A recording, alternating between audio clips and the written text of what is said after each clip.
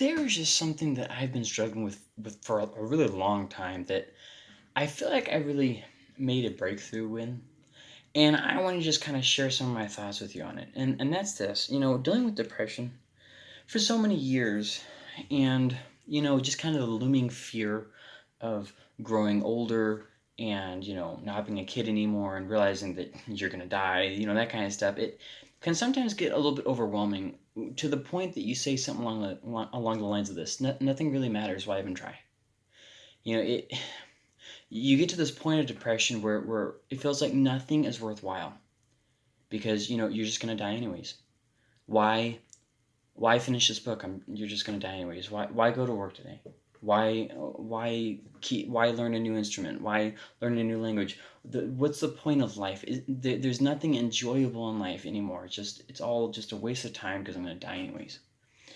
And I don't know how much time any of us have left, but it's that idea that was something that I kept going back to and kept going back to and feeling like I'm never going to have a resolution on this issue. This is going to be something that's always there haunting me, laughing at me. And I just really feel like I turned a corner.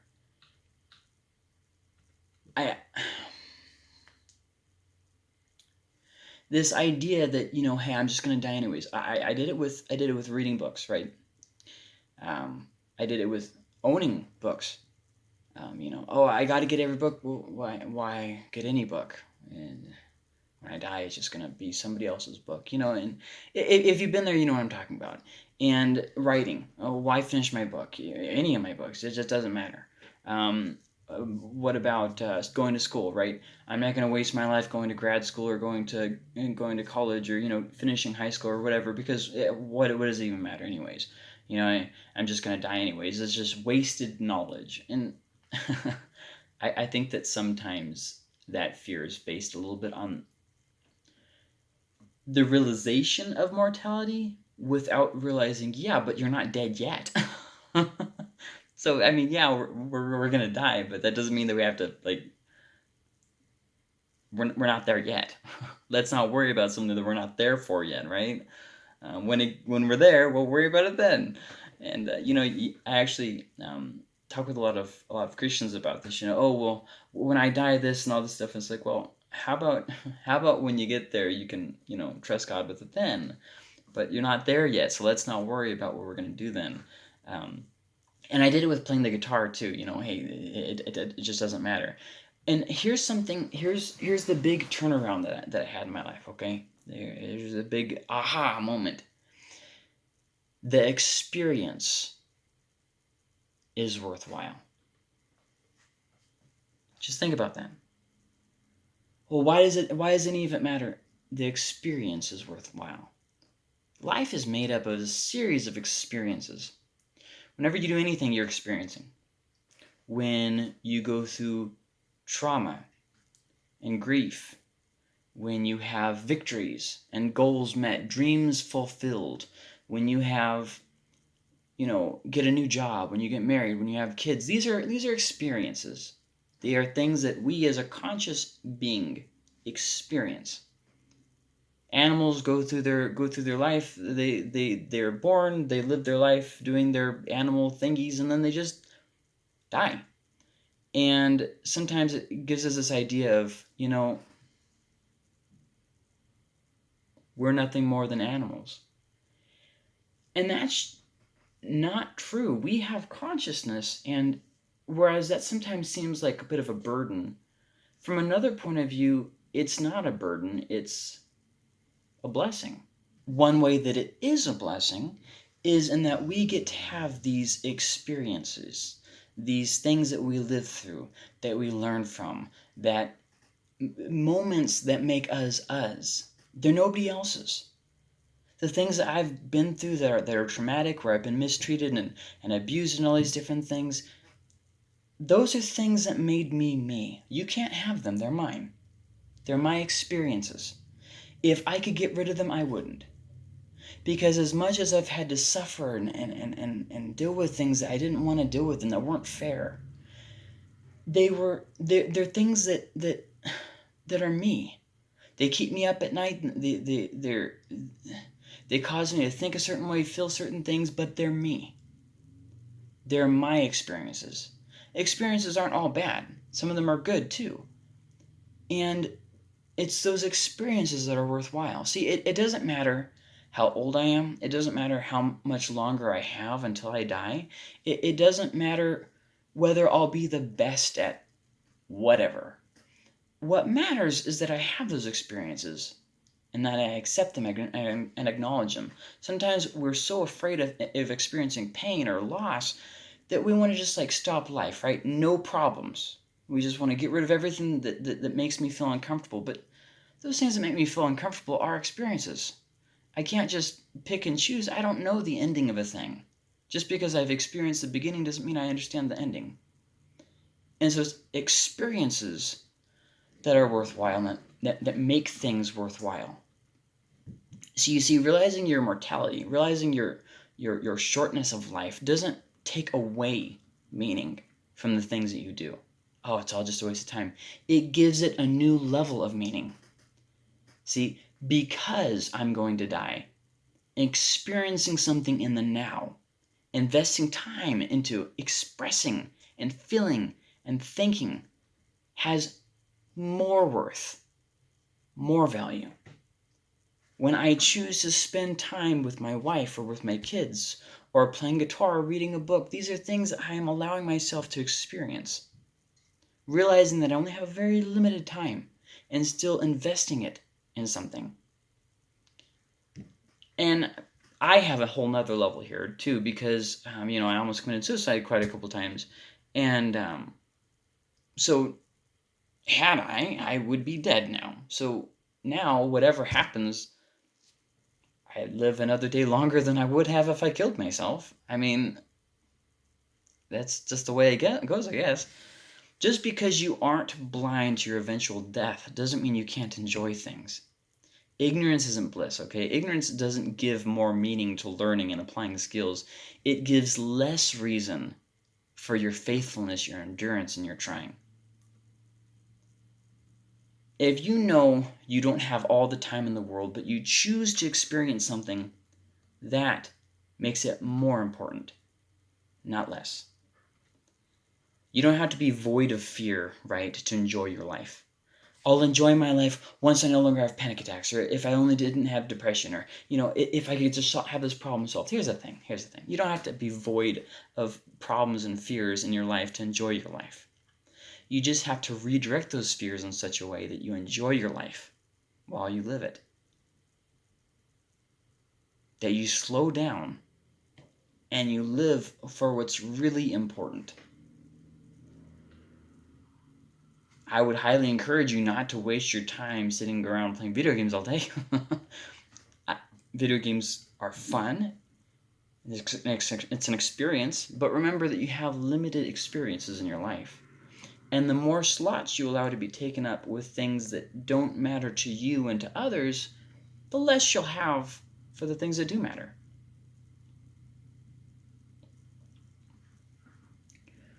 Whatever happened in the past, you might say, oh, I really wasted my time, right? That was a waste of time. That was a waste of time.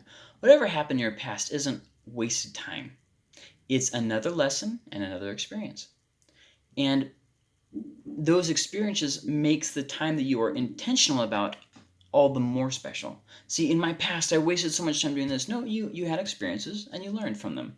And so now when you make a choice based on your experience, you understand the gravity of it, because your past experiences have given you clarity on your present experiences. See, when you start actually thinking about things and letting yourself be okay with moving on, it changes things. When you're a kid, you think the world lasts for forever, your time lasts for forever, you're the center of attention. When you're an adult, and you have kids, you're kind of like a secondary character, and you realize that you're helping tell their story. And then you get to be a grandparent, and you get to this point, and you're just thinking, where do I fit in? What's my purpose? Am I causing more problems than I'm solving? What do I do with my time? Does anybody even care? And it just takes you to this place where it's like, well, an older version of exactly what I said at the beginning of this video. Nothing matters. Why even try? Because it does still matter. When you're living, when you're breathing, these are experiences. They're your own. And it doesn't have to be perfect. It doesn't have to be a perfect story. You don't have to always do with everything perfectly. But it's an experience, and you can't avoid the experience as part of your consciousness.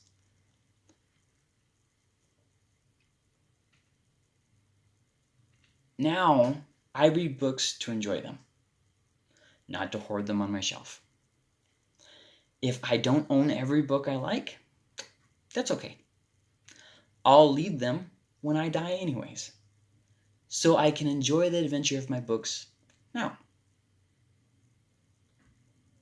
There's nothing to hold me back anymore. I use my books now to give me a break, the same as I do with my guitar now. It doesn't matter if I ever master that song, if I'm ever reached that point of achieving the perfection, exactly where I want to be at. You should never be able. Goals should be things that you never really obtain. They should always be something that you're working towards. If you have goals that you can achieve and attain, it's not much of a driving force. It's like, for instance, when people want vengeance on those who have wronged them. They make their whole life about getting revenge.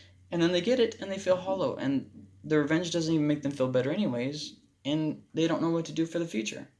See, it wasn't a goal worth pursuing. It wasn't something that helps you keep striving more and more for higher and higher. It was something petty. And I think we need to give more time thinking about these experiences.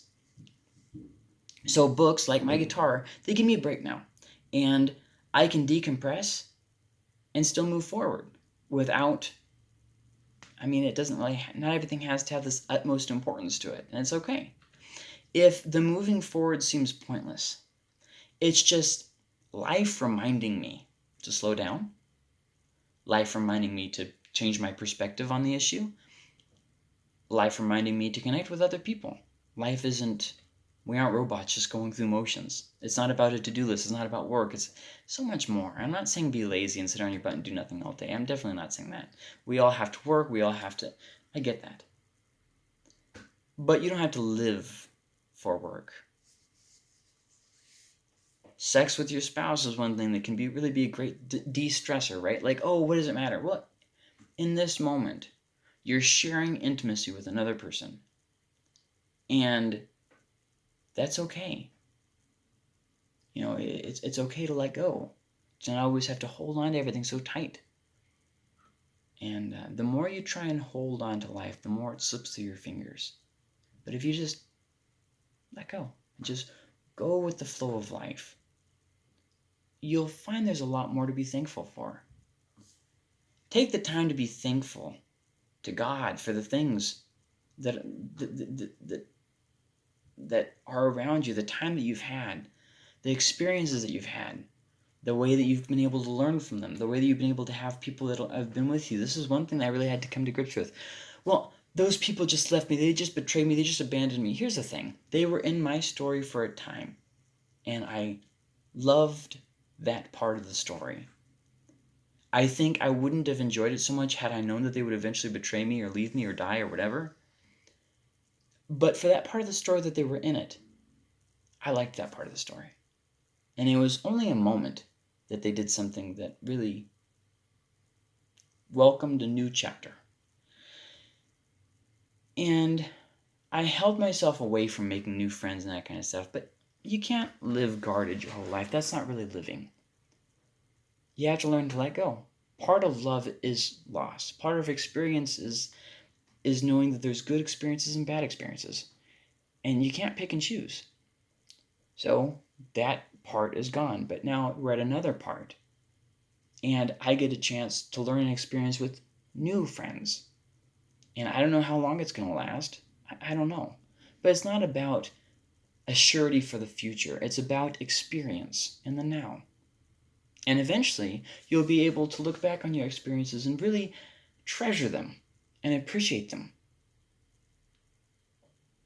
So take the time to be thankful to God. Hey, for whatever's going on in your life, for whatever He's given you, for the things that He's blessed you with. Focus on the good things you got going on, rather than complaining and worrying about the bad things that happened in the past, things you're not happy with, things you're having to deal with now, things that might happen in the future. You can really focus on either area. This person's really bugging me. I just this person, or wow, God, thank you for being faithful all these years. For this point in time, this experience I'm having now, this job. I got from a very dark place earlier this year. I've already talked about that in other videos. But through it, God was able to provide. I had a place to live. I had a job. I still have a job. It's an area that I can live in without having problems from like smog, without having problems from the altitude or the weather or anything like that. And that is something that I was overlooking because, well, I don't really like my job. I don't really like the people I deal with. I don't really like this. I don't really like this person. I don't really like this situation. So all my focus is on the bad things rather than being thankful for the good things. And so this is kind of a two-part thing, okay? First off, it's not just one thing that you can see as good or bad, like a handicap. Like, okay, let's say there's something wrong with you. For me, it's, my mental and emotional issues, so we'll just say that, okay? I can see the good of this or the bad of this. That situation has a good and a bad side to it. That's true, but that's not what I'm talking about.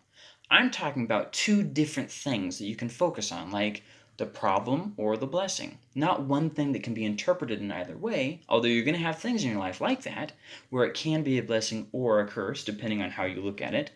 I'm talking specifically about two different sets of things. Let's say there's a problem in your life, a person or something, okay, a situation.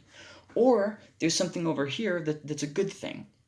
You can focus on the good thing. Wow, I got this new book and I'm just so excited about it. Or you can focus on the bad thing. Wow, I got to deal with this person. I'm just so tired of them. I just wish they'd go away. But you can also look at the bad things in a new light. This person bugs me. But you know what? I can learn a lot from them. I can learn what is happening to me. In a few years, I'll be like this. I can see about how life choices make impacts on you when you get older. I can see about how, I need to focus on being more thankful instead of complaining about stuff. See what I mean? And so yeah, you can do that too, and that is definitely worthwhile. So nothing really matters. Why even try? Well, first off, yes, it does matter. Maybe not in the sense of every single thing that I do matters. It has this ultimate thing to it or whatever, or that I have to do everything perfect. But life does matter as a series of experiences, and the choices that I make matter to others. They matter to God. They matter to me.